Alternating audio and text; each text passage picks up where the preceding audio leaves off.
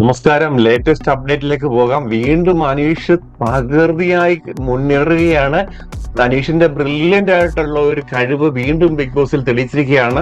2 ടാസ്കിന്റെ കാര്യം നമ്മൾ നേരത്തെ പറഞ്ഞിരുന്നു. അതിനകത്ത് 1-2 പേര് പണിപ്പുര ടാസ്കിൽ നിന്ന് ഔട്ടായിട്ടുണ്ടായിരുന്നു. ഇതിപ്പം അതായത് വീട്ടിന്റെ അകത്തുള്ളവരും അതായത് പുതിയ വന്ന വൈൽഡ്കാർഡുകാരും തമ്മിലായിരുന്നു ഒരു ഫൈറ്റ്. റാങ്കിങ്ങിന്റെ അടിസ്ഥാനത്തിലായിരുന്നു. ഇപ്പം ഉച്ചതിരിഞ്ഞ് നടന്ന അടിസ്ഥാനത്തിൽ റാങ്കിങ്ങില് 3 കാര്യങ്ങളായിരുന്നു: ശുചിത്വം, മടി, സ്വാധീനിക്കൽ.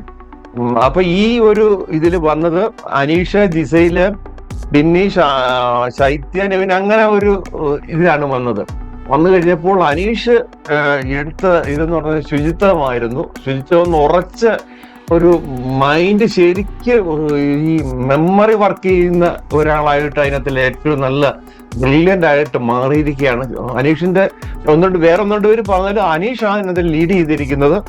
അങ്ങനെ അവര് പറഞ്ഞത് കറക്റ്റ് ആയിരുന്നു. എന്ന് വെച്ചാൽ ഈ വൈൽഡ് കാർഡ് ടീമിൽ നിന്ന് ഒരാൾ ഔട്ടാക്കിയത് ഇപ്പൊ പ്രവീണിനെയാണ്. ഞെട്ടിക്കുന്ന ഒരു കാര്യമാണ് ഇന്ന് അനീഷിന് ഉണ്ടായിട്ടുള്ളത്.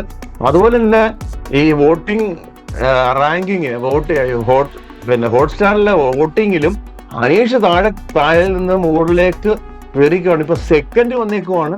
അപ്പൊ അനീഷിന് ഒരു സേഫ് സോൺ ആയെന്നുള്ളത്. അതുപോലെ ഷാനവാസും ഒക്കെ 2ാമത് അങ്ങനെ നിൽക്കുകയാണ്. റന്ന ഫാത്തിമയൊക്കെ കുറച്ച് താഴോട്ട് പോയി. രേണു സുധി 7ാമത് ആ റാങ്കിങ്ങിൽ നിൽക്കുകയാണ്.